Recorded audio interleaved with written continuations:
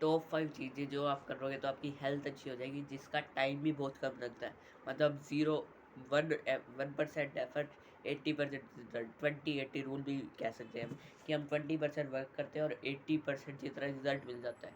और अगर हम 80% वर्क करेंगे तो 100% रिजल्ट मिलेगा, वो बात अलग है।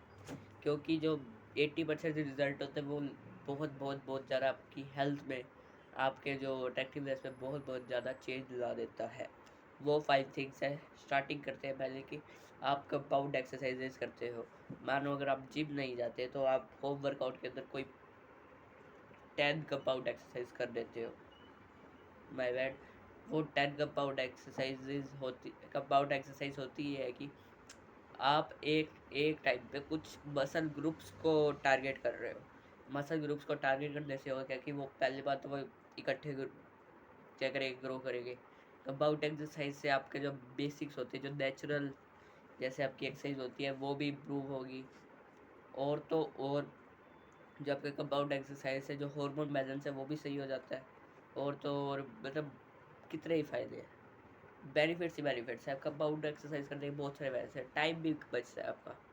अगर आप वीक में 3 टाइम्स भी 10 कंपाउंड एक्सरसाइज करते हो, जैसे कि पुशअप हो गए, पुलअप हो गए और ये स्क्वाट्स हो गई, काफ़ी सारे मसल ग्रुप्स को टारगेट करते हैं, जिसकी वजह से हमारी बॉडी के अंदर ह्यूमन ग्रोथ हार्मोन और टेस्टोस्टेरोन आते हैं, प्रोड्यूस होते हैं, मतलब सेक्रेट होते हैं अगर इन जनरल कहें तो। दूसरी चीज़ की हमें रिकवरी करनी है। अगर हमारी बॉडी रिकवर ही नहीं होगी, जैसे कुछ पीपल होते हैं कि वो बॉडी को रिकवर नहीं होते। रिकवर का मतलब वो बॉडी को स्लीप नहीं देते, सोने नहीं देते और उसको टाइम नहीं देते।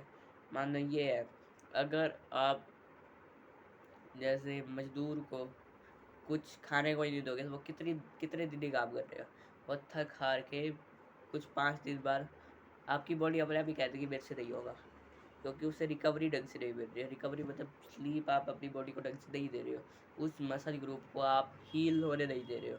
अगर आप 1 HP पे रहोगे तो फिर आप सर्वाइव ज़्यादा देर तक नहीं कर पाओगे। थोड़े से भी फॉल डैमेज से आप आउट हो जाओगे, इन सिंपल टर्म्स कहें तो।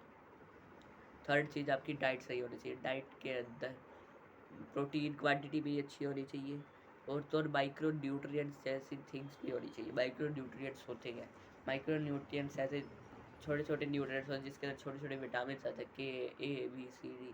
वो हमारे जो सीजनल फ्रूट्स होते हैं उनके अंदर ईजिली मिल जाते हैं। ग्रीन वेजीज होगी, इन सब के अंदर हमारे जो डाइट के अंदर जो भी माइक्रो न्यूट्रिएंट्स होते हैं वो ईजिली हमारी बॉडी को मिल जाते हैं, जिसकी वजह से हमारी बॉडी ग्रो करती है। और तो और जो प्रोटीन क्वांटिटी है उसके ऊपर मैंने बहुत बढ़िया वीडियो बनाई है, वो देख लीजिए। इंडियन डाइट के अंदर बिल्कुल ईजिली, वेजिटेरियन के अंदर आप ईजिली प्रोटीन क्वांटिटी कैसे बढ़ाओ, उसकी वीडियो मैंने दी है। मैं यहाँ आई बटन पर नहीं लगाऊँ क्योंकि मेरे को आता नहीं है, आता है लेकिन जीरो व्यूज़ पे मैं करूँगा क्या।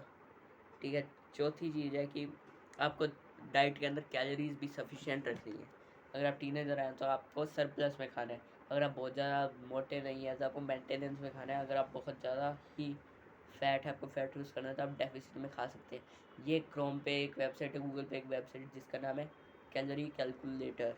उस पर जाके आप अपना जो वेट और हाइट लिख देना, वो आपको मेंटेनेंस, डेफिसिट और सरप्लस बता देगा कैलोरीज।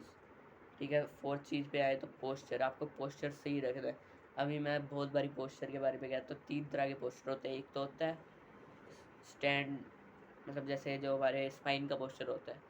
अगर किसी को कहते हैं पोस्चर ठीक कर, तो वो अपनी पीठ सीधी कर देता है, वो भी सही है, पीठ सीधी होनी चाहिए। दूसरी चीज़, नेक भी सही होनी चाहिए। नेक मतलब कि नेक अगर सामने वाले की ऐसे है तो वो बहुत गलत बात है। आपको नेक भी बिल्कुल एक ही लाइन में अलाइन करनी है। और तो और कई लोग चिन ऐसे रख देते हैं, वो उनको कहना है चिन नीचे रख। इसकी वजह से बहुत बहुत ज़्यादा जो लाइन जैसे मैंडिबल, मैक्सिला जैसी भी चीज़ें जब बोन्स होती है वो भी ग्रो करती है। इस ये देखो, अगर मैंने चिन नीचे की तो थोड़ी सी मेरी वो स्टीप ऑटोमेटिकली होगी। अगर मैं चिन भी नीचे कर दूँ और तो और जो टंग होती है उसे यूँ ही भी करना है पोस्चर के अंदर, तो ये तो सोने पे सुहागा हो जाएगा। मतलब कि आपने एफर्ट कुछ नहीं किए और आपकी बॉडी, आपकी हेल्थ इतनी ज़्यादा ग्रो हो गई।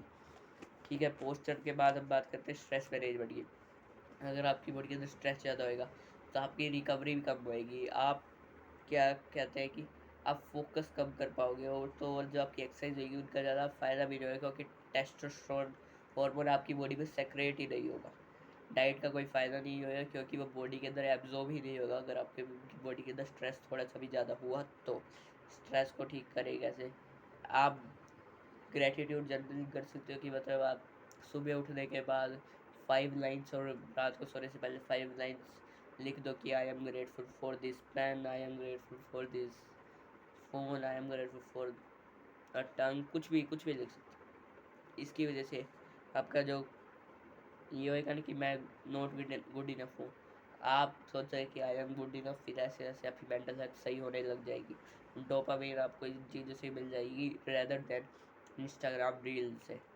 ठीक है, स्ट्रेस के अंदर आप मेडिटेशन कर सकते हो, आप अर्थिंग भी कह सकते हैं, मेरे को प्रॉपर वर्ड नाम नहीं है।